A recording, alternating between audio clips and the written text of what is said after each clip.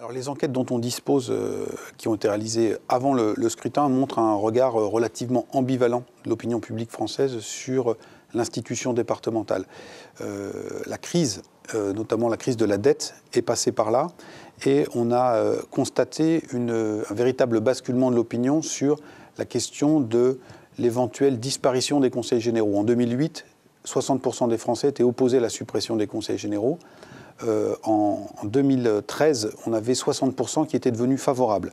Mais au fur et à mesure que le débat a pris de l'ampleur dans la société civile, la proportion de Français qui étaient favorables à la suppression du département est retombée aux alentours de 52-55% juste avant l'élection. Donc on est allé voter pour une institution dont la moitié des électeurs souhaitaient éventuellement la disparition. Pour autant, ambiguïté, elle existait, puisque quand on interrogeait ces mêmes Français, une bonne partie d'entre eux souhaitaient que les compétences principales des conseils généraux, à savoir tout ce qui relève du social, de l'aménagement du territoire notamment, mais également tout ce qui tourne autour des collèges, restent dans l'escarcelle du Conseil général, plutôt qu'ils soient transférés aux conseils régionaux. Donc il y avait une certaine ambiguïté, mais l'attachement n'était plus aussi fort que par le passé. Ça, c'est le premier point. Puis le deuxième point, qui permet un peu de nuancer cela et qui est important pour la compréhension des résultats, c'est de voir que selon les territoires, bien évidemment, la visibilité et donc l'attachement au conseil général va être très variable. Ainsi, dans les zones rurales, où l'abstention était moins forte, on a une meilleure visibilité des missions du conseil général et on souhaite plus son maintien parce qu'il nous est utile. Dans les grandes zones urbaines, la visibilité du Conseil général est moins évidente et on est plus favorable à sa disparition ou en tout cas à sa fusion avec l'institution régionale. Alors il y a deux éléments qu'on a regardés sur l'offre de candidature, qui étaient les candidats. On a remarqué une configuration dans différents partis politiques qui était assez proche de l'image qu'on se fait et des données qu'on a de ce que sont les électorats et en bonne partie également les appareils politiques. Donc on a un Front National qui présentait des candidats assez populaires avec des ouvriers, des employés, également pour le Front de gauche, le Parti communiste. Par contre, un Parti socialiste où les classes très populaires étaient relativement absentes. Et une droite qui se présentait en général un peu plus regroupée d'ailleurs que le PS, j'y reviendrai, enfin que la gauche, qui était là aussi amenée par des candidats plutôt des classes supérieures. Le deuxième élément, c'est les candidatures en fonction des blocs politiques.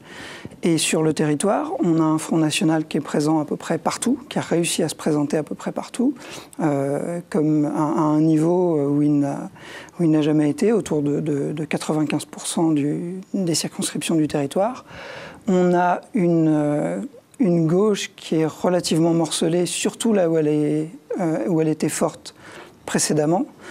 Quand on regarde le vote Hollande au deuxième tour des présidentielles, on voit très clairement que là où il y a des bons résultats, ça aiguise des appétits et il y a des listes divers gauche concurrentes du PS, de LV Les Verts, enfin d'Europe Écologie Les Verts et du Front de gauche. Et tandis qu'à droite, s'il y a certains endroits où il y a une certaine concurrence, l'union est quand même plus à l'ordre du jour et ça jouera comme un élément positif dans les résultats finaux de cette élection. Alors l'abstention s'établit à 50% du corps électoral, donc c'est un niveau élevé. On est durablement dans un cycle abstentionniste pour toute une série de raisons. Quand on interroge via sondage ces abstentionnistes, que voit-on ? Eh bien que c'est d'abord le fait que les hommes politiques ne peuvent pas régler leurs difficultés à eux qui ressort. Autre élément très important, la perte de confiance. Et donc, ces élections départementales n'échappent pas à la règle.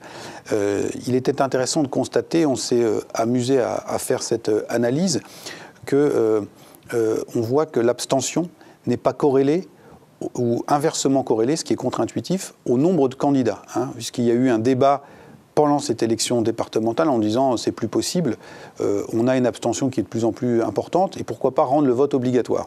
Et donc on s'était dit mais si les gens s'abstiennent et s'il fallait rendre le vote obligatoire, c'est peut-être parce qu'ils ne trouvent pas chaussure à leurs pieds et qu'il n'y a pas le candidat qui correspond à leurs attentes. Sauf que quand on regarde, eh bien, on constate que plus il y a un nombre important de candidats, moins la participation était forte. Hein, donc il n'y a pas forcément un lien aussi important que cela qui est fait entre ces deux variables, c'est plus un rejet global du politique qui s'est exprimé. Maintenant, si on veut un petit peu positiver les choses, on a dit qu'on était dans un cycle abstentionniste, on n'est pas non plus condamné à une progression continue et permanente de l'abstention, puisque quand on compare les résultats de ce scrutin, 50% d'abstention avec ceux de 2011, on s'aperçoit que l'abstention est en léger reflux, puisqu'à l'époque, c'était 55% du corps électoral qui n'était pas allé voter.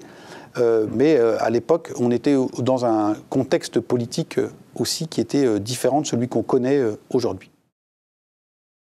À propos des triangulaires, entre le premier et le deuxième tour, déjà, les endroits où le FN aurait pu le plus en profiter, il y a eu des désistements, plus à gauche qu'à droite, mais la droite a aussi joué le jeu avec des décisions personnelles de candidats quand voilà, le FN était en tête. Une science également pointue du désistement à gauche, puisque se désistaient les candidats soit quand le Front National était devant, soit quand il était au coude à coude, qui pouvait éventuellement l'emporter. Désistement également, et au contraire, refus de se désister quand le FN avait peu de chances de gagner, même si la gauche était troisième. L'idée de ne pas exister du tout au deuxième tour est quelque chose qui n'est pas forcément plaisant pour quelqu'un qui a mené toute une campagne. Ensuite, sur le deuxième tour en lui-même, ce serait plutôt la droite qui serait gagnante parce qu'en général, au premier tour, elle a terminé devant, dans un nombre de cas beaucoup plus important.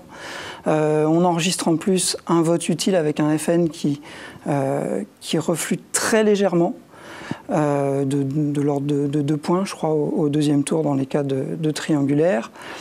Et donc qui ne profite pas de ce qu'on pouvait imaginer comme étant une configuration positive pour lui, parce que quand il est en tête, il a fait face à un jeu de désistement qui l'a bloqué, et puis le vote utile aussi à gauche a pu exister. Le PS, dans certains territoires, quand la droite était au coude à coude avec le Front National, a baissé son électorat, a décidé de voter utile, même pour la droite parlementaire.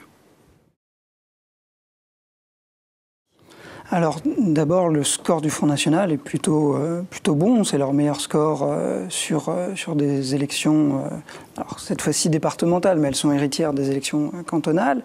On est à un niveau très proche, très légèrement au-dessus des européennes de l'année dernière. Malgré tout, le Front National ne remporte pas de département. Il en est même relativement loin. Et quand on regarde le premier tour, il y avait énormément de cantons où ils faisaient des très bons scores, où ils étaient en avance avec 35 ou 40% des suffrages exprimés. Et dans ces cantons, ils ont souvent fait face à un vote utile, à ce qu'on a pu appeler un tir de barrage, et très souvent ils ne passent pas, ils échouent dans un des cantons marseillais à un quart de point par exemple. Donc il y a un potentiel, il manque pour un parti qui fait pas d'alliance, c'est un très bon score, mais au premier tour, ils engrangent à peu près tout leur capital, et au deuxième tour, ils ont du mal à passer le cap. Également, on a vu ce qui nous a marqué, c'est la configuration des élections avec beaucoup de candidats sortants, et ça aussi, ça a freiné fortement, surtout dans les zones rurales, le Front National. Donc ces zones rurales qu'on voyait comme des zones de force l'année dernière ont été des zones où au contraire cette fois-ci ils ont Ils ont rencontré leurs limites. Alors, lors de l'analyse, on a fait apparaître deux effets parmi d'autres, mais qui ont été relativement structurants. Premier effet qu'on a appelé l'effet domino. Quel est-il? C'est la poursuite ou la suite logique des municipales qui avait eu lieu 1 an avant seulement. Et on a vu que dans beaucoup de villes qui avaient basculé de gauche à droite, qui était le fait majeur de ces municipales, eh bien, au départemental, à peu près 1 an après, on a une réplique de ce mouvement-là avec toute une série de cantons qui, à leur tour, tombent dans l'escarcelle de la droite. Et inversement, les communes qui étaient restées fidèles à la gauche au municipal sont parvenues, elles aussi, à maintenir ce lien avec la gauche aux élections départementales. C'est très clair dans de très très nombreux territoires. Ça a fonctionné également pour le Front National. C'est-à-dire que le Front National, là aussi, c'est un élément de sa banalisation. Dans les villes qu'il a su faire tomber au municipal, je pense notamment à Hénin-Beaumont, ou au Pontet dans le sud de la France, eh bien, 1 an après, aux élections départementales, les cantons concernés tombent aussi à leur tour, comme des fruits mûrs. Et donc, on voit bien qu'il y a cette logique qui s'impose. Le deuxième effet, qui est lié en partie au précédent, c'est un effet plus classique, c'est l'effet sortant.